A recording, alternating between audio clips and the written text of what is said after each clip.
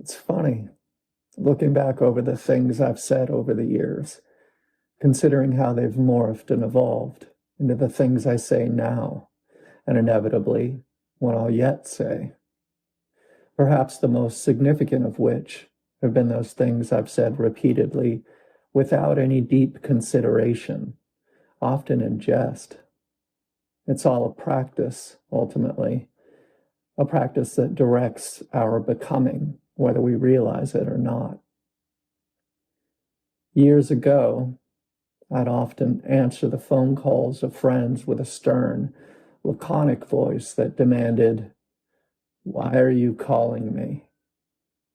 It was a facetious way of answering, of course, lighthearted and well-intentioned. My friends understood this, or at least I should hope they did. Perhaps those that did not were kept at an appropriate distance by it. Over time, this greeting morphed into an even more overtly pretentious, "This is God. Why are you calling?" Which was perhaps a subconscious dig at myself, calling out my own self-aggrandizing disposition. I had, after all, very much sought to make a career out of being someone in the know, someone that others should defer to if they should like to become better. Amongst my closest friends, one in particular, who played along deftly, the script eventually evolved further to include an admission that, no, this isn't actually God. I just work in his office and answer his line while he's out sometimes.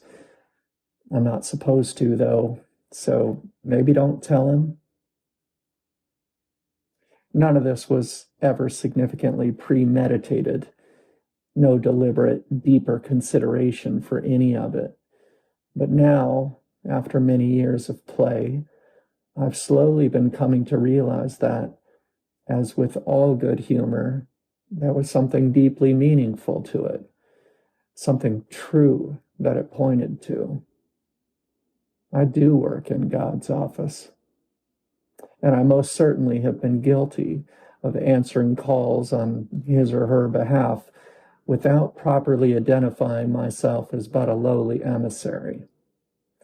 I've often forgotten myself, forgotten my proper place, impersonating that which can never be fully understood or articulated with blinding hubris. Not only have I been false in those moments, but worse, actively misleading to both myself and others in our shared becoming. The truth is, no matter how certain I may be in any particular moment, everything I believe myself to understand inevitably comes at the expense of everything I do not. Such is the nature of embodied consciousness, an awareness born more of all that we do not see than that of which we do. To be clear, while it is true that I do work in God's office, the very same holds true for everybody else. We all work in God's office, each fulfilling unique roles that no other might ever replace or do better, even those that don't realize the distinct and indispensable part they play. Perhaps none of us ever truly do. Perhaps none of us ever truly can. It's beyond our capacity to comprehend the entirety, after all.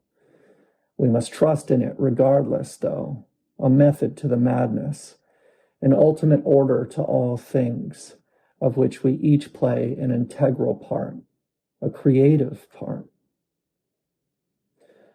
I can never know your part explicitly, let alone my own, only that each and every are indispensable.